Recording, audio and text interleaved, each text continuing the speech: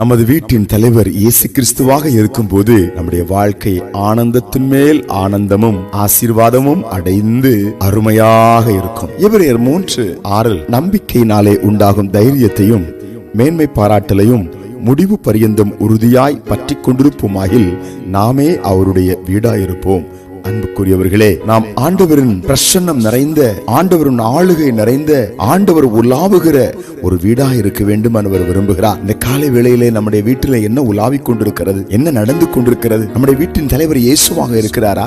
இயேசுவின் பிரசன்னம், இயேசுவின் கிருபை, இயேசுவின் ஆசீர்வாதம், இயேசுவின் உலாவுதல், இயேசுவின் மகிமை நம்முடைய வீட்டில் நம்மால் காண முடிகிறதா, உணர முடிகிறதா? அப்படி இல்லை என்றால் அந்த பிரசன்னத்தையும் அவருடைய ஆளுகையும் நாம் உணர வேண்டும் என்றால் அவர் மேல் வைத்திருக்கிற நம்பிக்கையும், அவர் எங்களை நடத்துவார் என்ற, அவர் எங்களோடு கூட இருக்கிறார் என்ற தைரியத்தையும், அவரை மாத்திரம் நாங்கள் குடும்பமாக உயர்த்தி சேவிப்போம் என்று, அவரை மாத்திரம் மேன்மை பாராட்டுவோம் என்ற அவருக்கு கொடுக்க வேண்டிய கனத்தையும், அவரை மாத்திரமே மேன்மை பாராட்டி கொண்டிருந்து அந்த நம்பிக்கையிலும் தைரியத்திலும் மேன்மை பாராட்டுதலிலும் உறுதியாய் நாம் தரித்திருப்போமானால் அவர் நம்முடைய வீட்டின் தலைவராயிருந்து நம்மை ஆளுகை செய்து சாத்தானுடைய கிரியைகள் அணுகாதபடி, வாதை கூடாரத்தை அணுகாதபடி நம்மை பாதுகாத்து ஆசீர்வதிப்பார். கலங்காதிருங்க. ஜெபிப்போம். அன்பின் பரலோக பிதாவே, இந்த காலை நேரத்திலும் நீங்க எங்க வீட்டின் தலைவராயிருந்து எங்களை ஆசீர்வதிக்க வேண்டும் என்று விண்ணப்பத்தோடும் வேண்டுதலோடும் உம்மை மாத்திரம் நோக்கி பார்க்கிற பிள்ளைகள் வாழ்க்கையில் அற்புதம் செய்ய இறங்கி வருகிறது. ஸ்தோத்திரம். இயேசுவின் நாமத்தில் ஆமென்.